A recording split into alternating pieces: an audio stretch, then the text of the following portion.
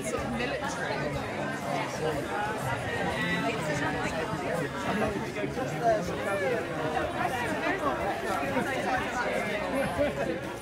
When I was in Paris, my friends listed the African forces, and just so many amazing shops selling like this really cool top. I could have bought so many things.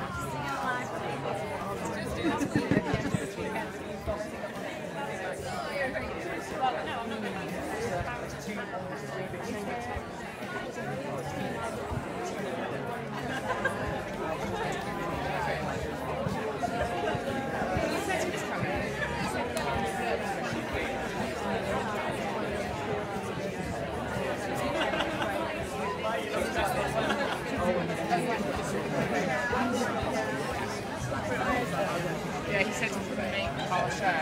Like he said to me. Yeah.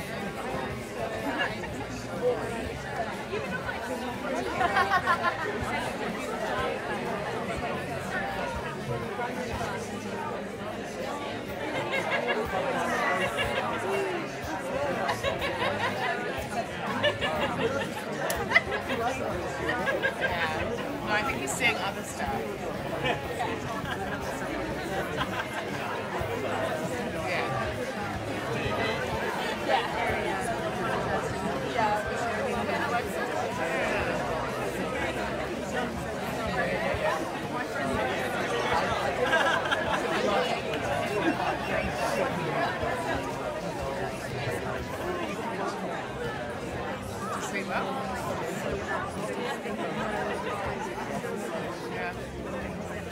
The left side.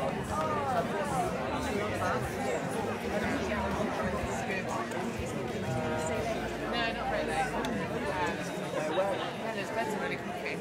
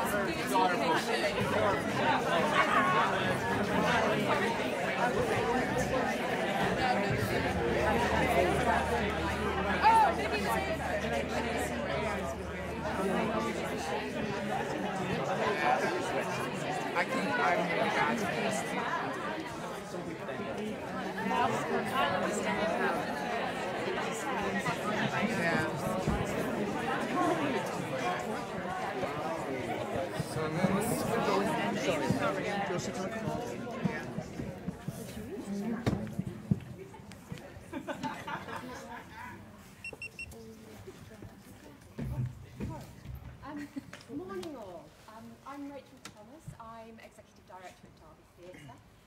It's my great pleasure to welcome you all to Derby, those of you that are in Derby, and to Derby Theatre this morning for the future of leadership in the arts debate, which is part of our 5th Departure Lounge, which is produced by In Good Company.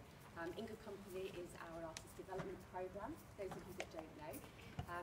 Lots of events happening over Departure Lounge. We opened last night, fantastic opening, and it continues until Sunday. Emily, one of our In Good Company producers, is going to tell us a little bit more about what's happening today and over the rest of the festival at the end of the debate. But I just wanted to introduce the speakers for today's debate and today's event. This event is always one of my personal highlights from Departure Lounge. It's just a really fantastic opportunity to hear from lots of different voices in the room, from lots of artists, lots of makers, other people working in the industry, and have a real dialogue about some of the current issues that we face as an industry. And I know that for me personally, I always take things away from this event, from this debate and this dialogue that stay with me for weeks and months afterwards, actually, that go back to time and again in my own work, through my own practice as someone working in the industry. So I'm really looking forward to this morning's debate. I'm sure it's going to be as thought-provoking and provocative and stimulating and interesting as previous debates have been. We've got three fantastic, inspiring and I think really distinctive leaders with us today. We've got Jenny, Kwame and Natalie. Matt, journalist, critic, blogger, thought leader. I think that's a really interesting idea that's around at the moment. But four fantastic voices that I'm sure that we're going to get a lot from. Can't let the opportunity pass without just mentioning our own leader, our artistic director and chief executive Sarah Brigham, who many of you will know isn't able to be here in person today, but I think even though she's not here, she'll be with us very much in spirit. Departure Lounge is very much, I think, Sarah's something that she has developed as part of her leadership of Derby Theatre, as a learning theatre, and all that involves bringing together artist voices, maker voices, lots of different voices from the profession. I've got a feeling that Sarah might be watching this if it's being streamed or if it's being videoed, so just a quick call out for Sarah at some point. But without further ado, I'm going to hand over to Matt, who's going to introduce the panellists. And I just really look forward to hearing the voices of the panel and all of your voices in the room as well. Thank you. Fab, thank you very much. So good morning, everyone. My name is Matt Trueman, and today we are here to talk about leadership in the arts. There are two reasons I think that's a really interesting topic to be looking at today. One is because we're sat at a festival devoted to emerging artists and experimental artwork, art that sometimes sits on the edges of the industry and the culture as a whole. So we're looking from one end of the spectrum across perhaps to the other and looking at how those two things link up. The other reason is that leadership at the moment is a bit of a funny, contested idea. We have the leader of the free world who can't distinguish between wood and wooden. We have the leader of this country who is pretty much rudderless in many ways. And we have an England football manager who has kind of planted a different frame of leadership into the national consciousness at a really interesting moment. So there's all that swimming about, and in the middle of it is this idea of what does it mean to lead in the arts. There's a weird, perhaps a juxtaposition there that might be interesting to explore, but allow me to introduce to you the panel today. On my left we have Natalie Ibu. Natalie is a director, producer and dramaturg. She's currently artistic director of Theater Verhunzi and has been for the last 4 years. She has a very strong connection to Derby and this festival indeed. She ran In Good Company as its first creative producer. And yeah, established the kind of scheme for emerging artists in the region. So Natalie Ibu. To her left is Kwame Kwei-Armah. Kwame is a writer, director, performer, singer, broadcaster, the works. He started performing in the early 90s and has just taken over at the Young Vic, succeeding David Lan there. And you might know him originally from his time in Casualty, but his plays have gone on to massive success. He wrote Elmina's Kitchen, Statement of Regret, and Seize the Day. And what I found really fascinating about Kwame in terms of this discussion is that he's made a really concerted drive towards leadership over the course of his career. So he joined the National Theatre Board about a decade and a bit ago, ran the World Festival of Black Arts in 2011, then went on to Centre Stage in Baltimore, a theatre in the United States, before coming back to join the Young Vic earlier this year. To his left is Jenny Sealey. Jenny is a pioneer, the artistic director of Grey Theatre, this country's leading deaf and disabled theatre company. She's been running it for the last 21 years, and over that time has been a real force for change in this industry and beyond it. She's directed too many productions to name check along the way, but I wanted to flag one up in particular. In 2012, Jenny co-directed the Paralympic Games opening ceremony. So welcome to them all.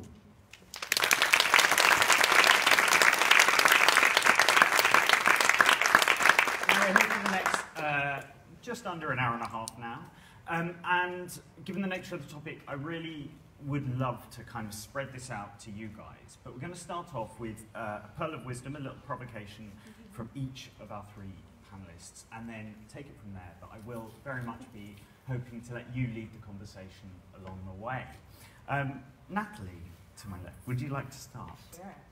Hi, everyone. Nice to be back. So I feel like I spend a lot of time thinking and talking about leadership, partly because I'm almost 4 years into my very first artistic director role, the first role where the buck stops at me, and feeling humbled almost daily by the things I didn't know, or where the role of leader changes shape and texture and seems to grow and grow and grow, all caught under the line, carry out such responsibilities as the board of management may reasonably require within the remit of the artistic director in my job description. And partly because I've been leading the Sustained Theatre funded Artistic Director Leadership Programme and have the privilege of leading a consortium and delivering leadership training, that's a lot of leading, for 28 emerging, yes, that word, shudder, leaders of colour. That programme is all about changing the face of leadership, whilst trying to disconnect the subconscious, or is it unconscious, connotation between people of colour and risk and inexperience. And partly because I knew I wanted to be an artistic director at 17.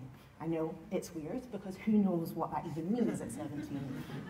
But that's why I went to De Montfort University in neighbouring Leicester to study very specifically theatre with arts management. That's why when I went to clear out my childhood bedroom last year and found all of my university books, I thought, wow, if that isn't a library representation of the job I do today, then I don't know what is. So clearly I knew.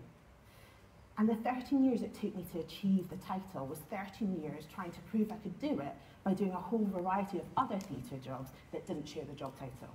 So trainee director, marketing and press assistant, assistant director, director, dramaturg, associate director, programme manager, producer, creative producer, here, in fact.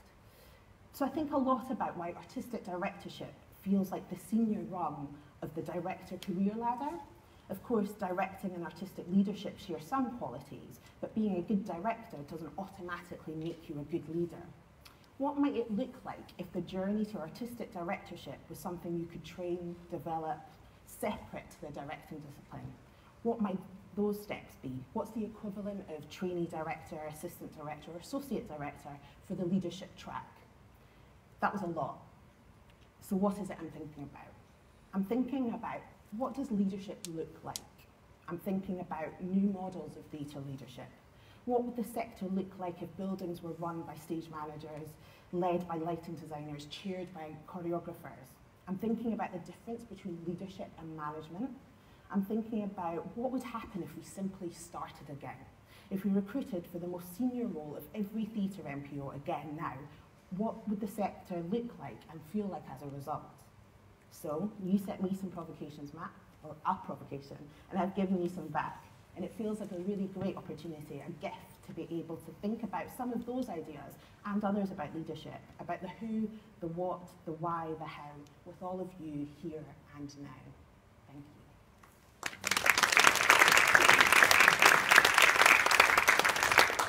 Kwame. I'm still thinking about that, or those. Tremendous. And my provocation or my contribution will not be as profound. But I think the major thing I'm thinking about right now, and it's very interesting that you framed that I've been making a beeline from actually my first job. Forgive me, let me start again. It's really weird being here at Derby, because this was the place, my very first, or maybe second or third job as an actor, that politics and art intersected, and that I learned that actually that art can be a weapon for political good in the world. And I really didn't know it until I was here in Derby Playhouse, as it was called then, studio, being led by Claire Grove. And Claire Grove, who later went on to work at the BBC and and died a few years ago. Claire, I didn't realise it had a profound effect on me. I remember doing a play with her once, and she came in and she said, everybody get their scripts out and let's go from page 42 to 75 and rip it out. and she and the writer, Vince at the time, literally went, yeah, we spoke about it, and we're going to rip all of that out and start it. And all of the actors all stared at each other going, what the hell? As well as the 15 parts that we lost as well in between. Really, that's all we're thinking about. Why, my line? I've lost 17 lines. Yeah. Fuck the structure. It's and actually that went in so deep that became a real guiding light for me when I was editing my own plays as a writer. And when I became a director, a huge light for me when I started to think about what is the role of the dramaturg, what is the role of the director, how much scaffolding do you allow on a text, and then when are you brave enough to pull those scaffolds away? And so I'm walking around here this morning, and it feels really weird because, of course, it's changed so dramatically. And though Claire and this institution sits at a really interesting place in my narrative, a place I go back to often, coming back to the place, and it looks nothing like the thing I remembered is really weird for me right now. I'm just I walked around, I got a bit early, and I walked around, I'm just trying to find one thing to hook onto my narrative in my brain and the physical space that's here. And the only thing is Sainsbury's next door. I felt great. I remember going in there and before I was a vegan and getting cream cakes. But I'd say all of that to say right now, that it's interesting that we talk about a beeline because Claire, right here, placed the first seeds of that leadership. And I wanted to become a leader, I think, consciously or subconsciously, because I felt that actors, as I was then, were treated like children, and were by the rest of the sector. We send cars for actors when we're doing films or TV, not because we really want them to get to work in comfort, but we don't trust that they'll be there on time. We have images of prima donnas and children throwing their toys out the pram and kind of go, yes, and that they need to be treated in a way with love and tenderness, but not really listen to their intelligence and their insights. And I became a writer because I was fed up with being treated like a child when I was an actor, and I became a director when I was fed up of sitting in a room where the establishment felt that there was no one of my hue or of my culture who could direct my plays at the highest level. And I became an artistic director when I became bored of complaining about everything. Bored about looking at a director's season and going, why aren't you doing this, and why? And then I think, like Natalie, I discovered that it wasn't until I wore those moccasins that it was a miracle that a new play ever makes it into a season. A friend of mine who's an actor, his father, who's an actor, said to him, he gave him a great bit of advice when he left college. He said, there are thousands of reasons why you may not get a job. Just don't let your acting be one of them. And I feel that way about writing. A million reasons why it won't get into a season. Just don't let your writing be one of them. And so I'll end my moment by saying the thing now that I am an AD at a beautiful theatre, the thing that I'm challenged with daily is, what does leadership really look like in the 20s, in the 2020s? Not the noughties anymore, but we've been catapulted, I think, by the Me Too, by the equality movements across the world, to start remodeling at root and branch with, well, what does it look like? How will I, in 2027, I'm not saying that that's what I'm going to lead, but how will I in 2027 say, look back and say, what have I done, and am I up to date? And I think the big issues that I'm facing right now is that there has been a model where some only some. Directors have been allowed to behave and create cultures in their rehearsal rooms that are the antithesis of what we expect in terms of human rights, in terms of good manners. And sometimes we make excuses for them because they're brilliant. And other times we don't care, we just want the 5 stars. And how do we balance the artist coming into an institution with the insecurities of being a freelancer? How do we balance that against the needs of people, the family, who live and work and dedicate their life to the institution, to producing the work? And that's what I'm wrestling with right now. Thank you, Kwame.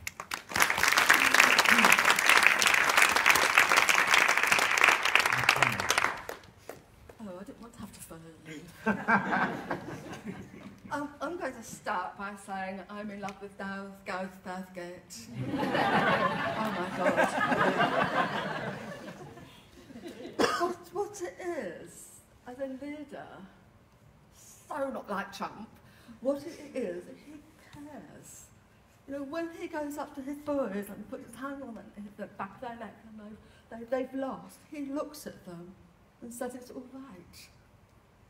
It's not, you know, it's failure, it's not a dirty word. Failure is an opportunity they went for, didn't quite get it, but there's another opportunity in 4 years' time. He considered each and every one of those players, and that's a word that I've been bantering around with, is that, you know, that phrase, all things considered. I'm not sure what it means, but what I do know is that we have a responsibility actually to consider all things. It sounds more profound than I mean, but it's you know, the diversity. I'm a bit fucked off the word diversity. It's a buzzword. It's been bantered around forever, and people just say it, but they don't actually consider it. They don't actually mean it. And I'm bored. We have got to move on. We have got to take responsibility for moving on. The whole thing around leadership, I mean, I've been at Kwei-Armah 21 years. It's terrible, isn't it? I know I should move on, but who's going to happen? There's not a lot of opportunity for deaf women, let alone, there's just not a lot of opportunity. That's not my point, really, is I still feel like the new girl. Because like you, every day that there's a challenge, there's some wanker talking about who should or should not be allowed on the stage. I'm like, right, okay, we've got to sort you out. Every day where I get something that makes my hackles rise and makes me so upset. Because leadership is, we, you know, Kwei-Armah and all of us on this, we are founded on human rights. You know, if you talk about the arts are a fundamental right for every single person. And nobody has a right to say, oh, you can't do it because you look like that. Oh, no, you can't do it because you can't speak properly. No, you can't do it because you're deaf. Nobody has a right to say that. It's part of our psyche. We have to have access to it. So leadership, thinking about your word, it is about responsibility. But I've never I get confused by leadership and management as well. I'm a shit manager. Myself will tell you, oh my God. What I do try to do, because I'm scared of that thing about leading. I have a team of leaders.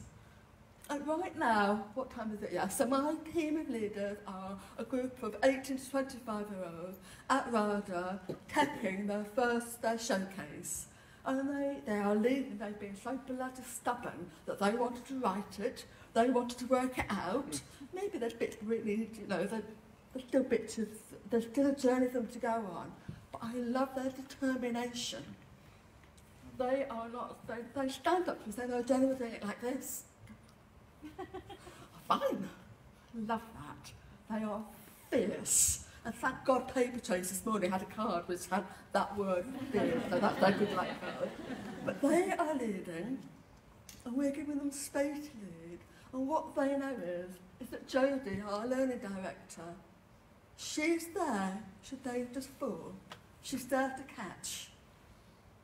And through the company, everybody leads. And actually, the catch, as far as we are leaders, we're the people that manage the money.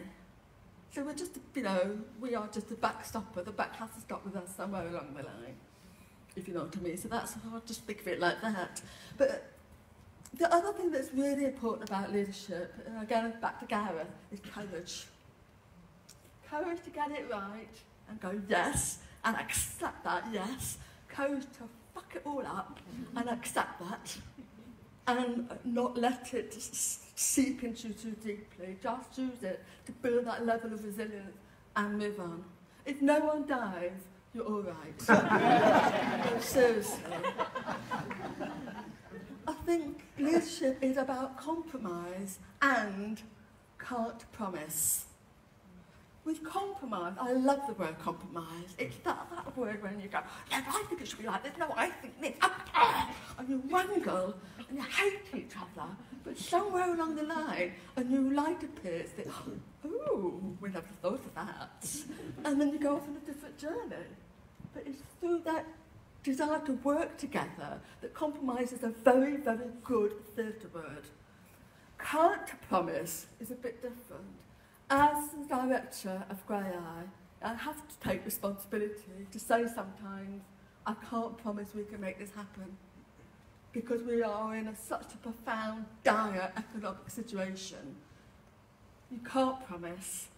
You can't necessarily raise someone's hopes. It breaks me every time I have to do that. So, but I have to take that responsibility. Just thinking about the crisis in leadership. Sorry, I'm going all around the houses. I said I would. I thought I'd tell you I wanted to be a ballerina, but that's a whole other story. But thinking about the word ego, we have to have an ego. As long as the word ego stands for energy, generosity, and openness. And I think there's a crisis in leadership because for a lot of people, it stands for, I wrote this down this morning, was my profound moment on the train, entitled, greedy, opportunist. So if that's the foundation of leadership, we are all doomed. We really are. We have to switch that to energy, generosity and openness, if that makes any sense. I'll shut up.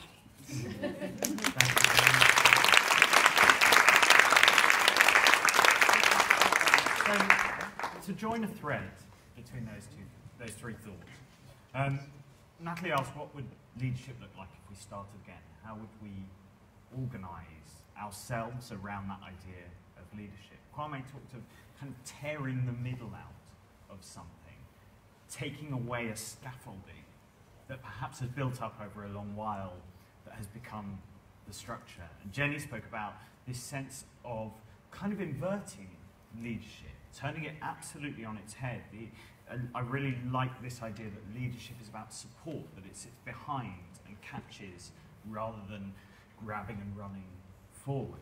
I want to ask you all about that point where artist meets artistic leader, or leader in the arts. How for you all do those two practices, parts of your personality, sit together and inform each other? Natalie? Well, my initial response when you asked the question is, unfortunately, currently they don't. That in order to fully sit in my leadership position, it requires me to pull back from the artist. And I wrangle with, sorry, this is an unformed and quite emotional thought actually, because I'm constantly sort of daily thinking about the way that in order to step into my strategic leadership role, it requires me pulling back from artistry and then that being a hurdle for leadership development, and I feel sort of caught in this kind of weird seesaw, I guess. So I think it's ironic that what drew me, I think, to leadership was the arts, was about I wanted to be a director, but I wanted to be an artistic director, and those two things sitting in conversation with each other. But in achieving it, have had to pull back from the kind of the making bit of it, and thinking more about the role of leadership as being about hosting and brokering. And of course, I think those words are held in the job of artist. I think when we make a piece of work, we broker a connection between an idea and an audience, and we host people in our minds and in our worlds for a period of time. So of course they are shared.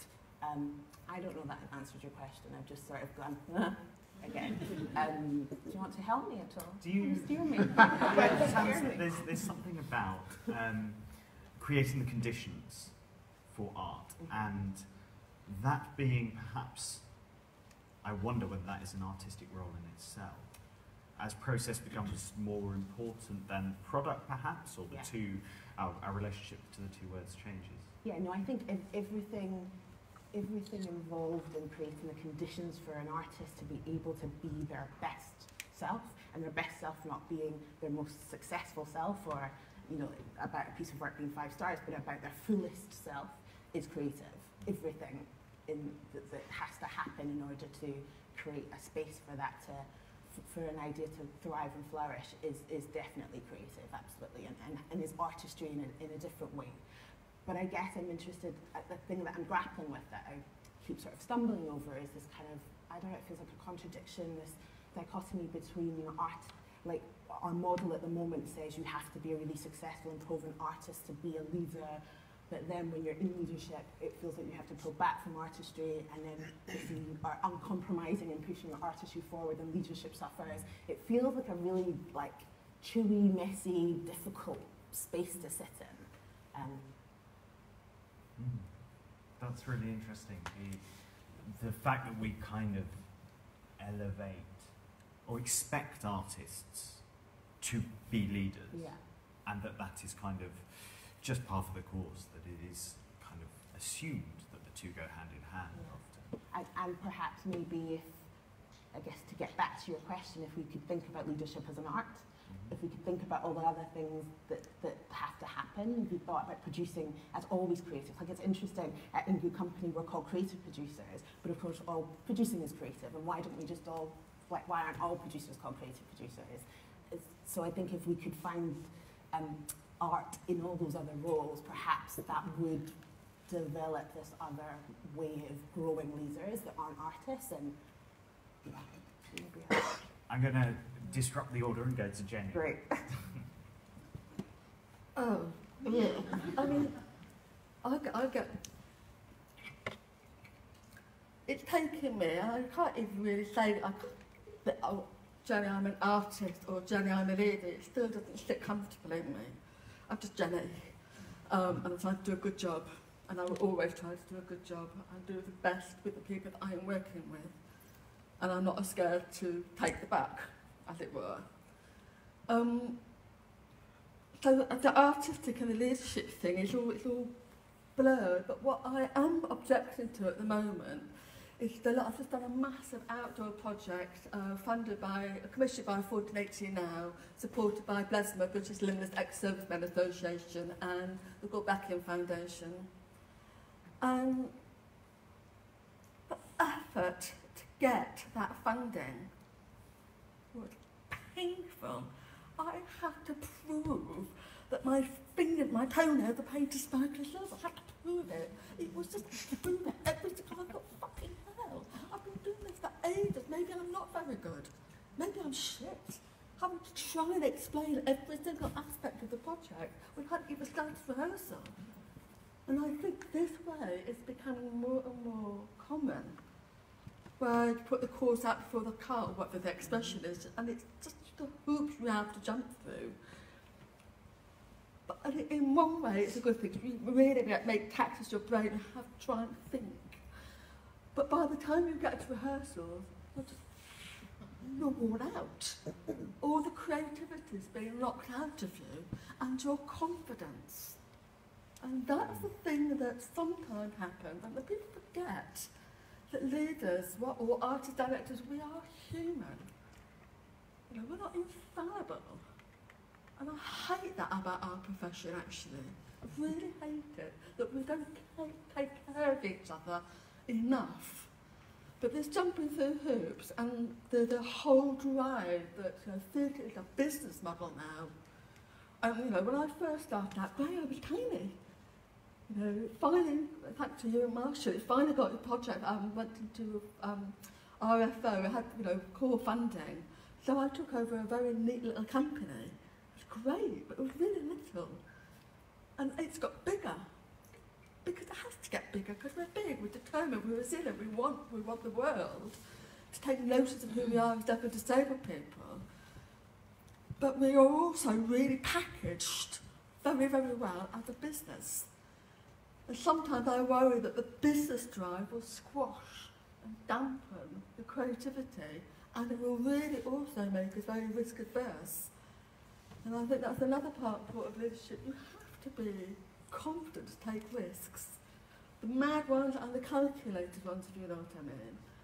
So it's all been a bit, it's all gone a bit blur. But just one little thing, one of my members of staff, she was just going off to lunch. I said, are you all right? And she said, I'm bored. I'm like, what, you're coming out for lunch with me? What's happening? We chat. I said, well, you're doing the bits of your job you like, but you're not doing the bits of your job you don't like. We all do that. So, but we're getting paid to do both those things. Great conversation, and that's what I do. I take my staff out for a conflab. And then we were walking back, she asked me a question, and I was so startled.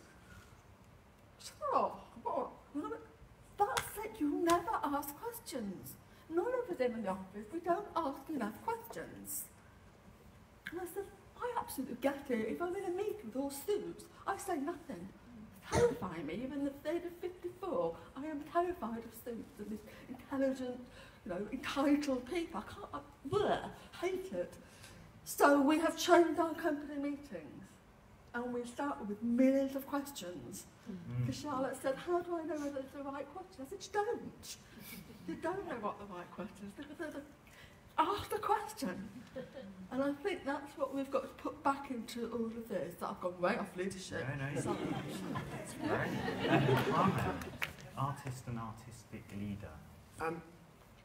I think I'm relatively fortunate in that I carry with me a fair level of arrogance.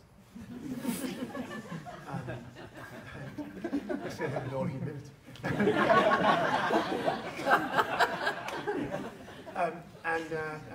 And also slightly, I'm a father of 4, and not that I manage as if I'm a father, but I manage as if it's a family. And one of the things that my children, I'm sure, will complain about me to their therapists at some point is that I'm relatively emotionally demanding of my children. And I am, and I have been since probably from when they get to about 2 or 3.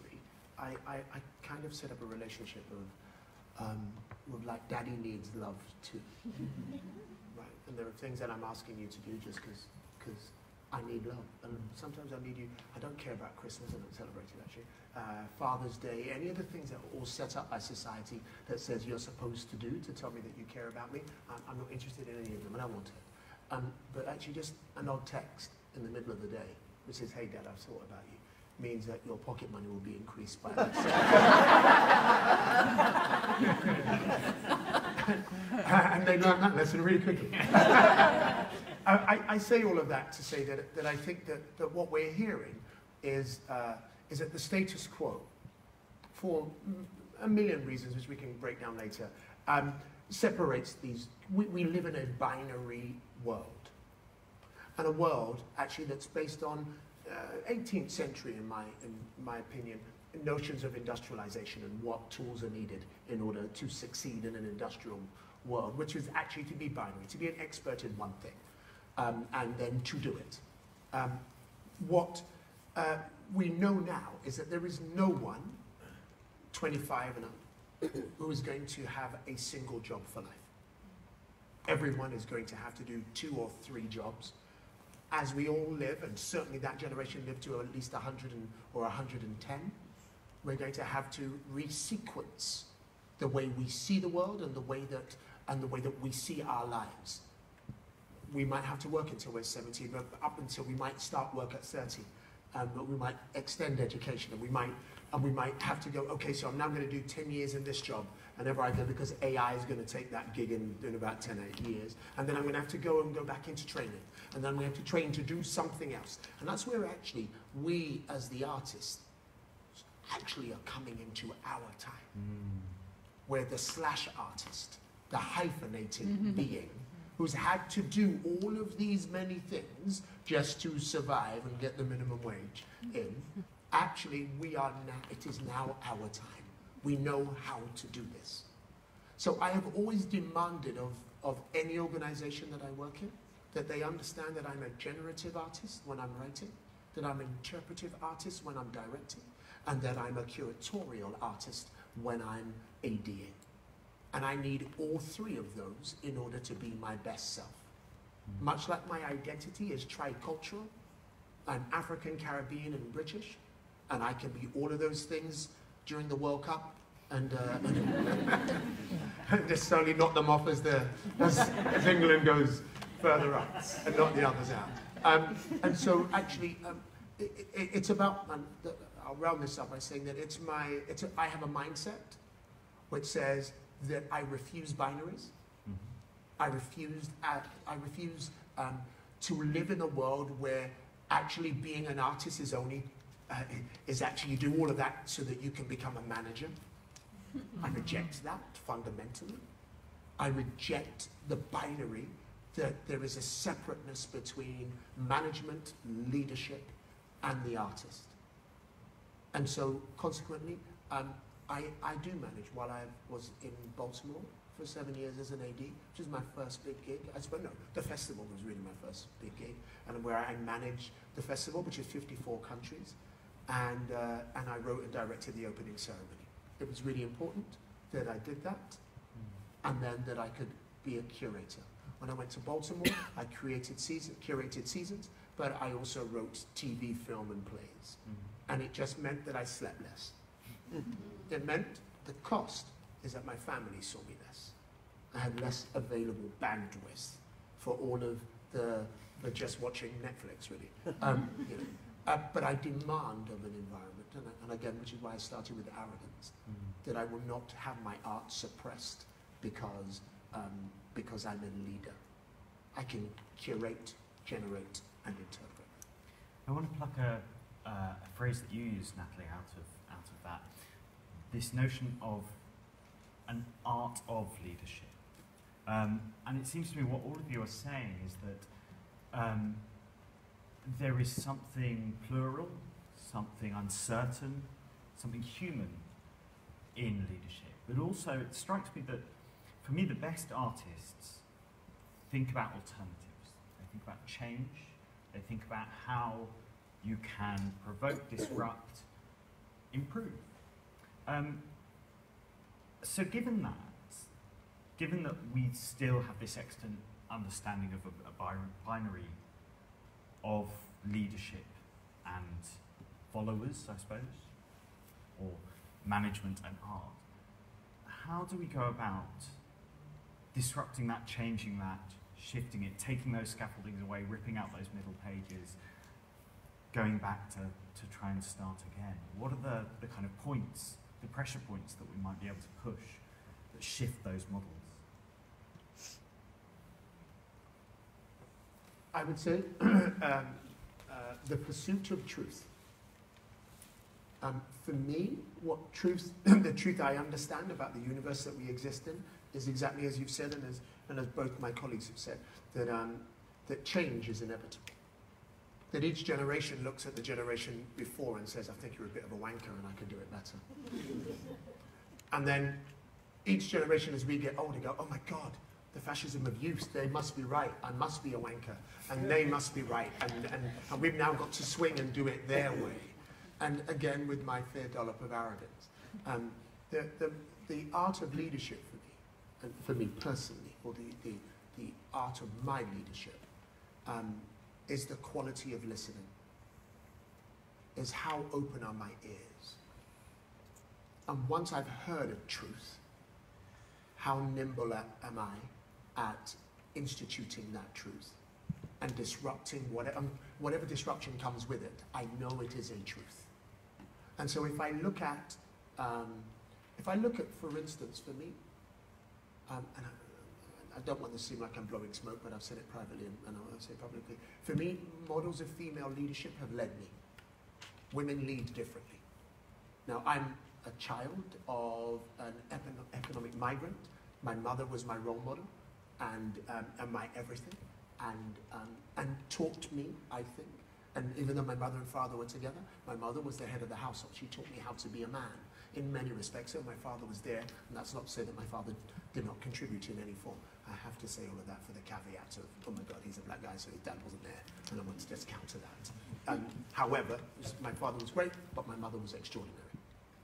And her notion of leadership was that she led with her mind, she led with her heart, and she led with her ears. And there's something about being a minority, and there's something about gender politics, which actually means that women had to listen harder to men than men had to listen to women. So there's an increased understanding, and like your staff always know you better than you know them. Why? Because they have to negotiate around the power that is you in order to get the thing that is theirs. And so I found that the patriarchy has served the industrial West to a degree, in a great way, and now we're moving into a new era of a different model of leadership that actually feels far more like female dramaturgy, which, in my opinion, is circular, as opposed to Aristotelian, which is linear, run and jump and hit a wall and jump over the wall and smash the wall down and then break it and then you're all good at the end. So I think there is an art. The art is listening. The art is leading not just with the mind. It is about making sure that you understand that there are multiple new truths emerging every day, and are you open to them? Jenny, Natalie, disrupting, changing, shifting those structures, how might we go about it?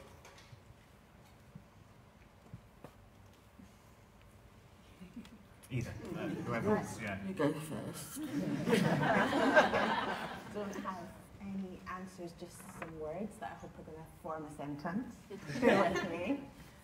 And as you were talking about, I was thinking about service and acts of service and the role of leadership being about service, and perhaps that due to the hierarchy we don't think about that. And I was thinking about the role of the artist about imagining a future world, and perhaps the leadership should be about serving a future world, actually. So what do our buildings, institutions, organisations need to look like to serve our future society, and lead in from that position? So not lead in from where we are now, but where we want to be, could be, should be. So the word service came up as you were talking. And change, as Kwame has already said, I just feel that there has to be a radical change, that in order to disrupt, we need different people in those positions who think differently, who have different experiences, who are intersectional and are looking around an issue rather than square on. And generosity, that in order to get what we need, we have to give something up, actually, and it's not going to just happen. So what are you prepared to put on the line? What are you prepared to give up? What's at stake?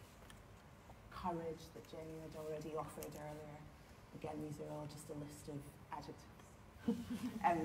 But I think kind of the chemistry of all those things perhaps is what we need for true change, true disruption and intervention.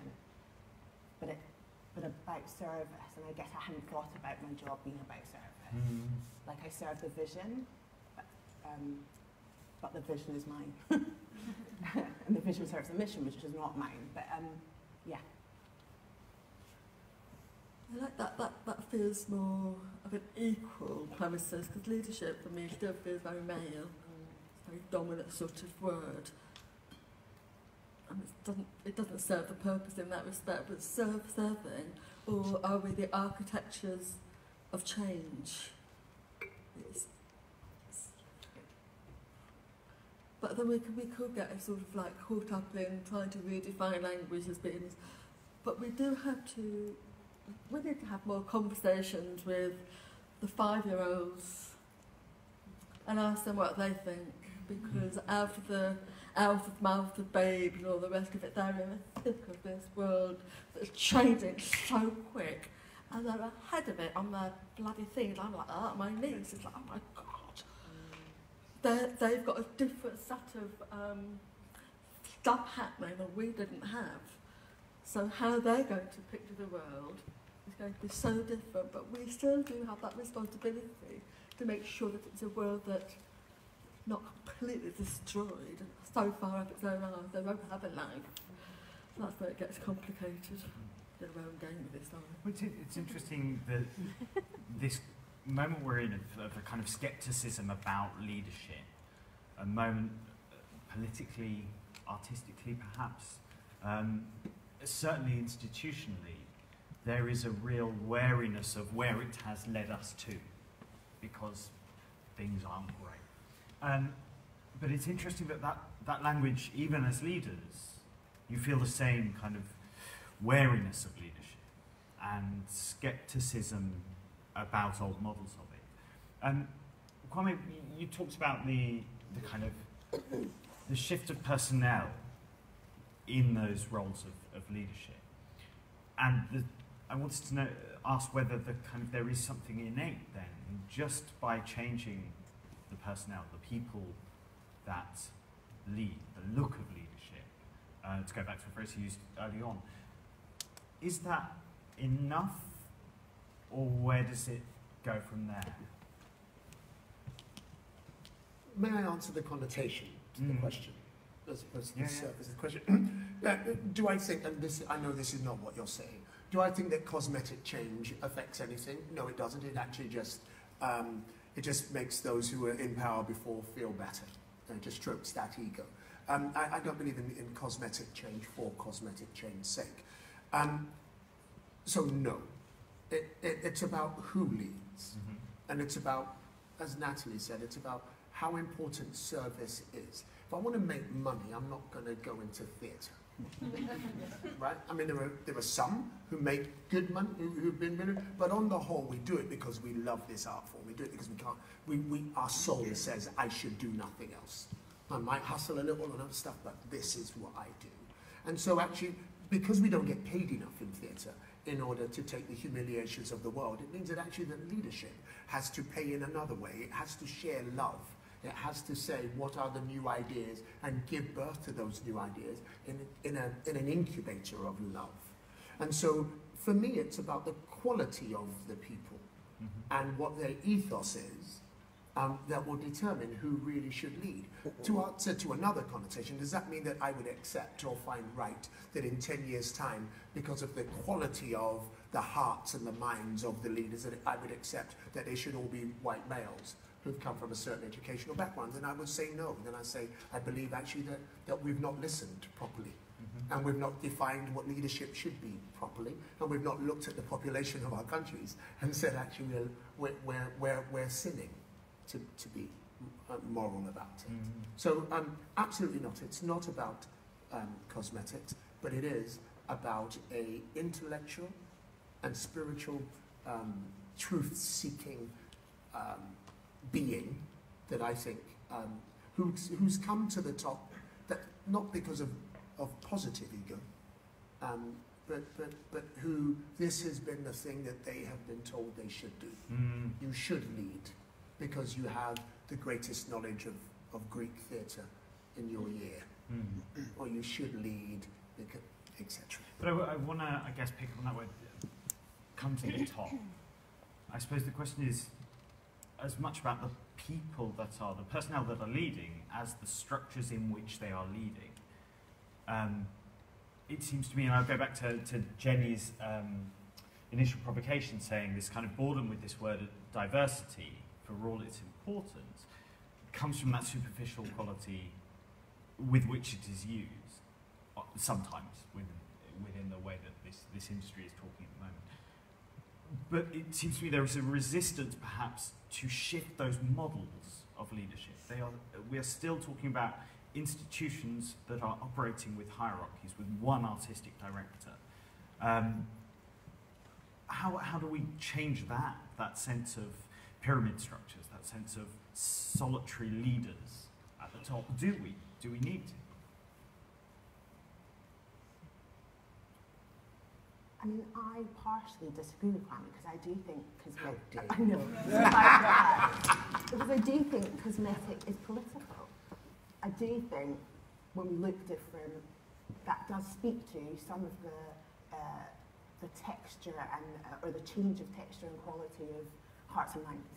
And that if we have to just start with cosmetics to begin with in order to disrupt them, let's do it. Am I allowed to gently disagree? Yeah, always, Kwame. I invite you to gently disagree. I think we're lazy. We're lazy as a species. We're really lazy, and as we get older, I generalize, and our energy starts to wane, we get more and more conservative, and it's simply because we don't have the energy to fight change and to bring change on. I want the remote where I left it last night, thank you. I don't want to look for it under the sofa. And so what happens in my humble opinion, what happens is that if you just do cosmetic change, and the people are not equipped morally and emotionally to handle walking into psychic environments of psychic attack. If I am a woman, forgive me, and I walk into an all-male room, there is a bandwidth tax on getting through that environment. And I'm really mindful of setting people up to fail. And I know that's not what you're saying. I just happen to think that there are people from gender to race and ethnicity who are cosmetically different to the ethnic minority that is white people in the world, that can actually do the gig, so I don't have to worry about it. Just don't cast someone because they're black or they're a woman, because actually I know there are a billion women out there that can be brilliant and that can do the gig. Don't be lazy. Absolutely. I'm not talking about just cosmetic change. Yeah.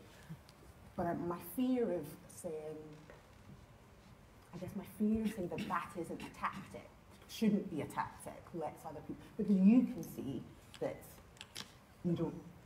Why I'm now going to disagree with myself and say that you're right.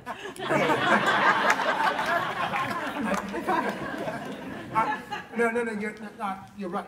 You're right. You're absolutely right. And the reason why is I'd forgotten a bit of my own personal history that calls you right. That when Tony Blair came in, and not that I'm doing an advert for Tony Blair, but when the Blair government came in 97, and then the then head of the Arts Council then went and put an argument to Blair that said, actually, here's what, if our art institutions do not diversify, let's take some money away from them.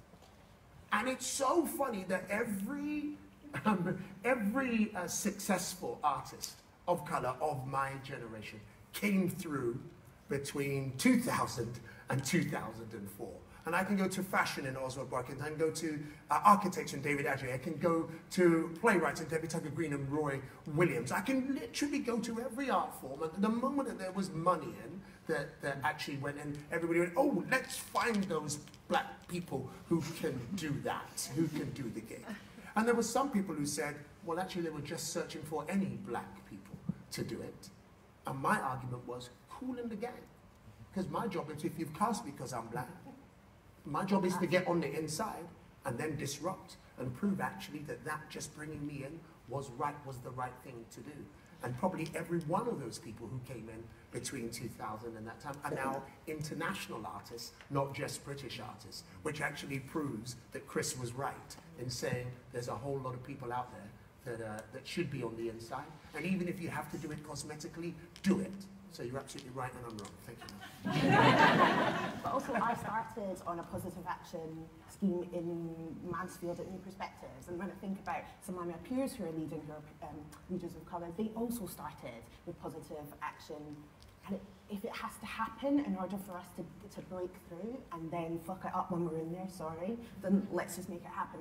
My fear is to say, let's not. High five. High five. High five. Jenny.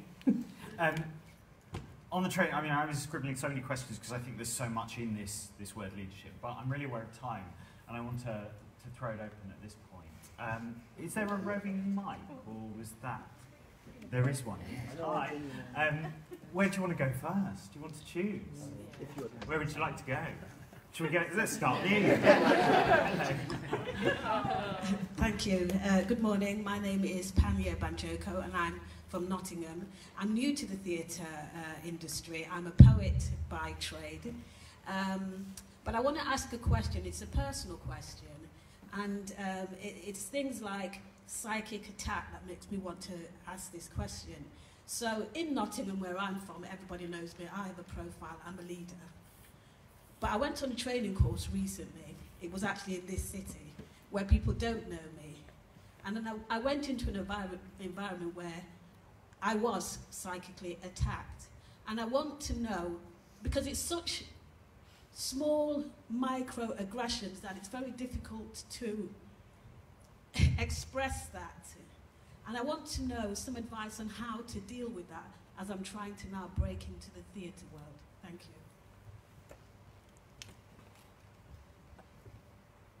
Good question. Kwame. I'm trying not to do the man thing, yeah, just jumping in. I mean, I pass it to you only because I just don't know that I have any answer. It's like I hear you and I feel it daily in my role. And my instinct was to talk about how you look after yourself, but I don't want us to say that actually the job is, that it's your job to protect yourself and not to call it out. So I'm just anxious not to make that my only answer. So invite the rest of the panel if you've got. This is a bit of an anecdote, but I've just, like I said, I've been working with these 25 men and women from the armed forces, all amputees, wheelchair users. And beautiful, beautiful show about the fact that they are, you know, there's no memorials for the living. There's only memorials for those who've died. So we decided we'd do something. It's been the toughest rehearsal process I have ever had. Made 2012 feel like a doddle. They gave me such a hard time because it was the mashup of military and theatre. But what they didn't realise, that theatre has a position and a sensibility about it. And I was determined not to be bullied. They said, "Oh, just tell us to move there and we'll do it. You know, that's what we're used to." And I said, "No, you're here under my watch as artists." But every day they would get under my skin, they would attack me, and I just have to, I don't know what I have to do, but I just have to hold my nerve. Then I lost it. And I said, right, everyone went round the room saying how they were feeling. They were all feeling pretty sick. So I ended up feeling horrendously sick. And I said, right, you lot, warm up. I'm going to go and cry. Went round to the river we were in Woolwich, bawled my eyes out, pulled my knickers up properly. I'm going to be all right. And, but what the crying thing, I've never, well actually 2012 I cried every day, but that thing of just having to let go of me and just say, hang on a minute, stop attacking me. Let's talk, but don't attack. I have to be that open and honest, and that's, I mean, every situation is different, but some of it is about holding your nerve and having that honesty. If that's what you're feeling, boom, excuse me, this is how I'm feeling. Because you have a right to be in that room, you have a right to feel safe in that room. Do you know what I mean? I'm a bit like Natalie and Ma'am, because I don't know your personality type. I don't have an answer. I would just say to your heart and to your mind that you are not making it up. That each one of those microaggressions were aggressions. That the sense of being under attack, consciously or subconsciously, or being told, consciously or subconsciously, that you do not really belong here, that by some act of positive discrimination you are, but you do not really belong, that each one of those feelings were probably true. I say to myself and to others daily, not daily, but that I have no worries about the burden of representation or the burden of leadership. That's how my mama raised me. What I worry about is the burden of paranoia. The burden of working out whether they did that or said that or didn't move out of the way because of race when I'm walking down the street. Whether they deliberately came and started talking to me about diversity and not Ibsen because I'm, you know, that the burden of paranoia is what we have to protect ourselves from. And just know that you are an alien in a foreigner's land. And then you have to validate why you're there, to yourself, for yourself. And then go home and be loved by those who love you.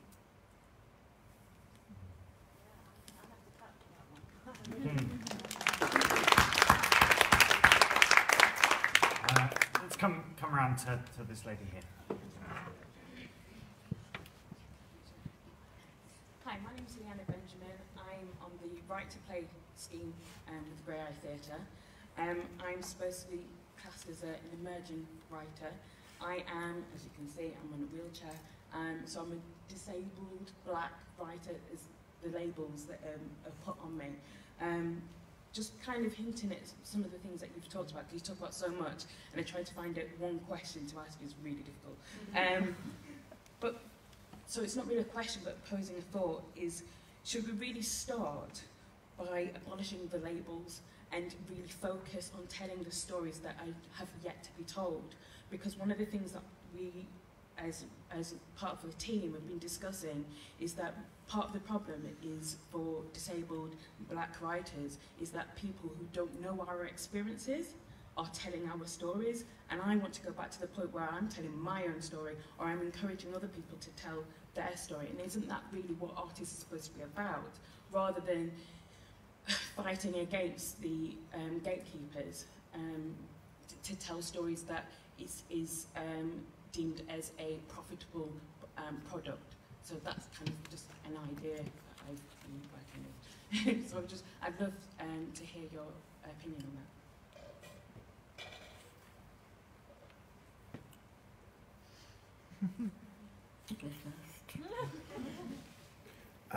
I have no problem with labels, and of course I'm a cisgender black male. And I don't have a problem with labels because I don't, and though this is not what you've just said, I believe that there is no such thing as colorblind casting, there's no such thing as gender blind casting, there are gender fluid casting, but there's not. And so I tend not to worry about labels or even boxes. My job is just to be have as many labels and be in as many boxes as humanly possible. So when I choose to, if I were to be disabled, that I could stand in that, but that's not the only thing that defines me. That I, as a diasporic African, my race is not the only thing that defines me, but I'm really happy to be defined on my own terms. So I think, to answer that as briefly as possible, I think the issue is not about whether one has labels or not. It's about how open we are to seeing people beyond the first sticker. I think that's part of the problem, though, is that many people, when they part of the problem is that when people see me, if I enter a room, the first thing they see is the chair. It is, and I want to be the best that I can be as a writer, not as a disabled writer. And it feels like we're having to be the poster child for disability, and it's like, no, I don't want to tell those. I want to tell my stories that, you know, invigorate me. It doesn't have to be a story about disability. It doesn't have to be a story about being black. It doesn't even have to be a story about being a woman. You know, I'm a triple box ticker. I mean, that should mean that I should get all the jobs, shouldn't it? You know, it shouldn't be something that stops me, and I use it all the time. I'm like, if you're going to get me on a course or in a job because I tick all 3 boxes, then thank you very much, because then I have the opportunity to then like Natalie was saying, then work from within and just mess it all up. But the problem is that there's many people that are empowered and not able to get the training and opportunities to be in the fortunate position that I'm in.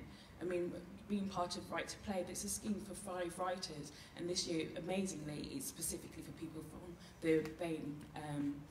But there's so few and far between opportunities, you know. So how can we empower more writers and directors and artists to, you know, to succeed in an environment that seems quite disruptive of us? But the Right to Play it's a stepping stone. It's saying to the wider environment, we've done Right to Play here in Derby, and this one is with Talawar, Oval House and Tamasha. And so to those other organisations, here are some brilliant writers. Work with them. But so many deaf and disabled people come to Kwei-Armah first. No, that's what I love about my company, because we take people that nobody else wants at the moment or don't know that they want. So they come to us, and also with writing. So often when there have been integrated writer courses, non-disabled people go, oh, I'm going to write about disability, tell me everything. So it becomes very voyeuristic. So we thought, well, we just want to have some disabled people together, write whatever they want to write, and then we will support that journey into the wider world. And that's what the next stage will be. You will be out there, because you're a bloody good writer. Don't worry about it. I'd like to but I think the thing about labour, there's an ongoing conversation. And, you know, maybe that's the thing about Kwei-Armah now, because of diversity, people are really considering more employment of deaf and disabled people. It's great. But for me, I think, oh fuck, I'm one of the directors said, I know, I'm the only director that wants to close their own company down. Are we getting to that point? Are we really that glorious, fully equal, embracing world where anybody who's right for the job, they can get it? No, we're far, far away from that, I think. So that's why sometimes those labels are useful, because they can signpost you to where you will be cared for and nurtured and developed before getting out there. Do you know what I mean? Sorry,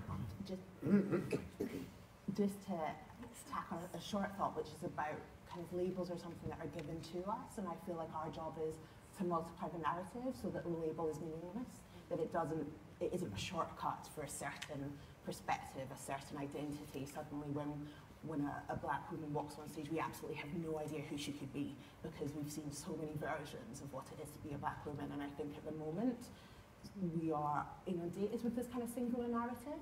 And we think about who gets to be the lawyers, who gets to be the barristers on our stage, you know, who becomes a kind of poster model for a particular experience. So for me, there is something about, yes, rejecting the label, but also knowing the label and then subverting the label by the richness of the stories that you're telling, and that it's not your job, I think, to feel that you have to represent a particular identity when you're writing.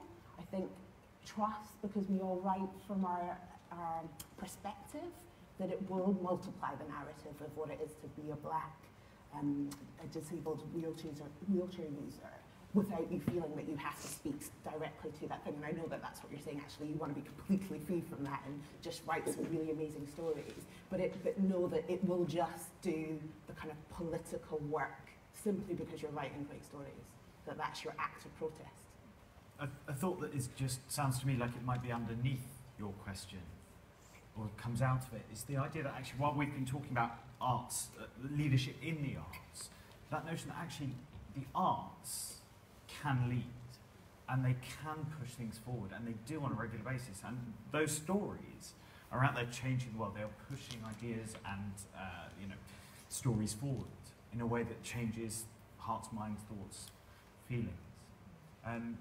Questions? More questions? Yes, we're going to just... First up. Decades. Thank you very much.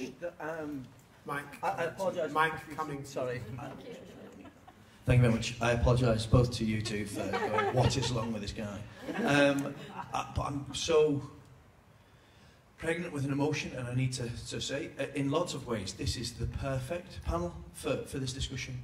And in many ways, it's the complete wrong one, because you're all preaching from a similar place, actually. And in our industry, I think this conversation needs to be recorded and sent to certain institutions at the top of those, of the hierarchies, because I really believe that, you know, we've talked about responsibility, about care, about courage, and I come from a background that, we talk about leadership and we talk about artists, and like, there's a big question that I sort of, it's like, who am I to become an artist? That was what was my thing as a child.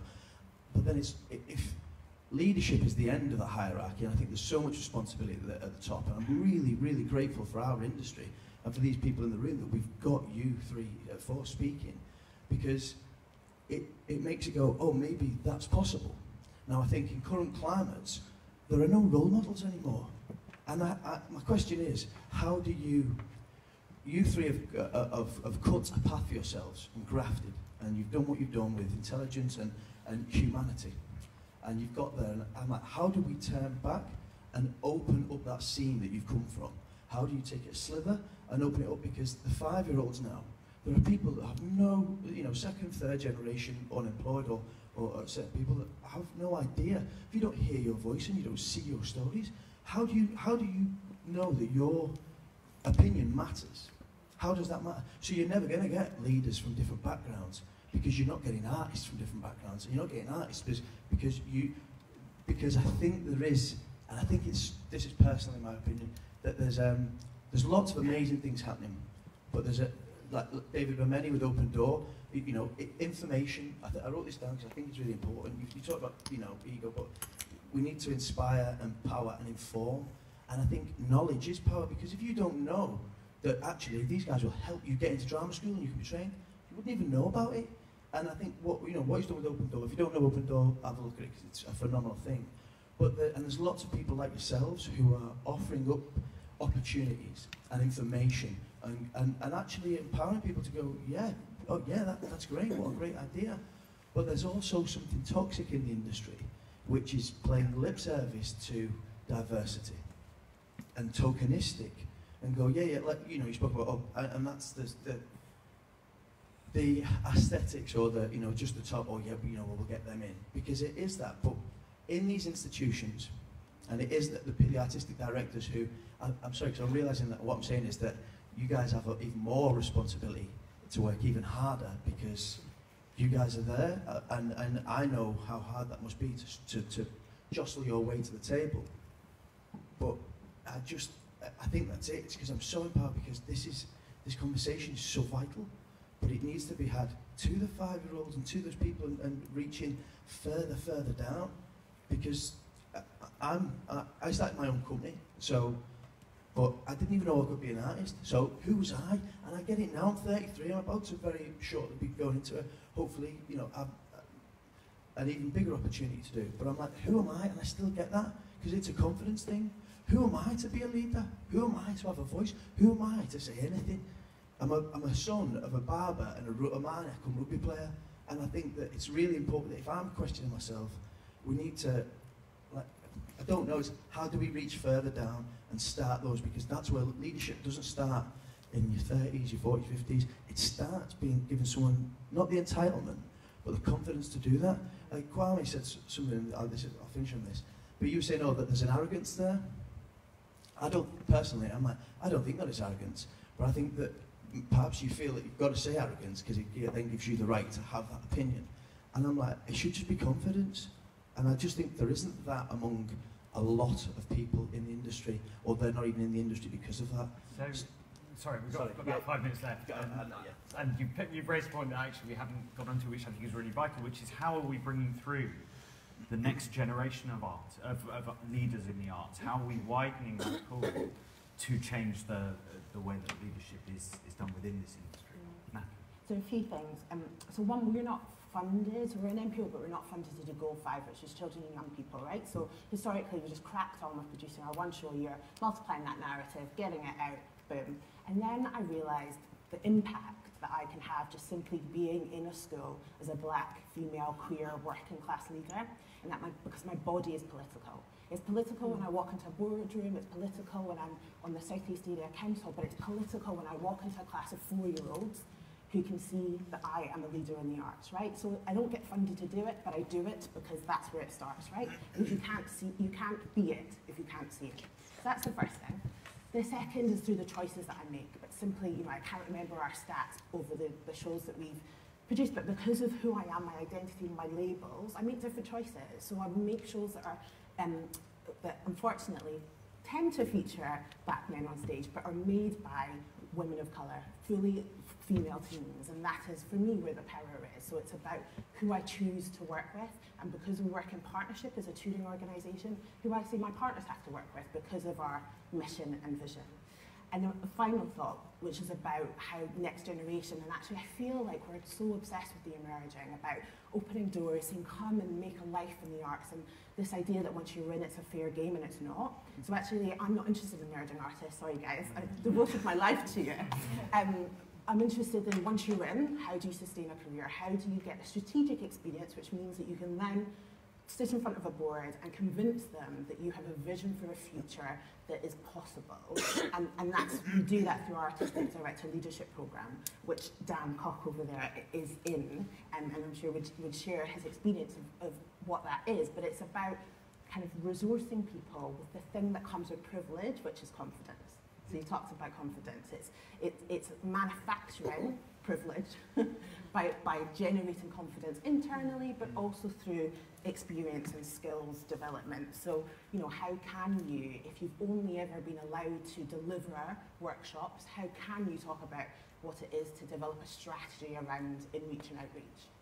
So how can we intervene? How can we disrupt? How can we manufacture that experience so that you can at least know when you go in front of that chairperson the language that they're going to expect you to talk about? I remember speaking to a colleague of mine who said, what strategy? And it hit me that, of course, you don't really use the word strategy and strategic until you're a leader. So when you're sitting in front of the board and tell us about your strategy, and I said to her, look, it's just about knowing where you want to be and what the steps are. And she was like, I do that every single day of my life, but I've just never called it strategic thinking. So it's about language as well. That was a lot of thoughts very quickly. I'd like to try and get one more question, but on that, emerging leaders, anything to add? No, just think about that. I think we need to bring back theatre education. Simple as that. That was my background, a bit like you going to schools, doing shows, being a role model, just going to schools, making friends with dinner ladies, because you have to. And I was here, not that long ago, watching Ava's production of Peacemaker, just seeing these little faces, just eyes open, in a different world. And being able to see cast actors, it's so important. And not everyone has the privilege and the money to go to the theatre. They don't have the money. Take theatre back into schools, let kids know there is something that's possible. Theatre has millions of possibilities. But you're already a leader in the fact that you've set up your own theatre company. That is leadership. This is what you want to do, you've done it. Boom, started, you're on the journey. And it's this. I'm a great believer in my waters. Instinct is so useful.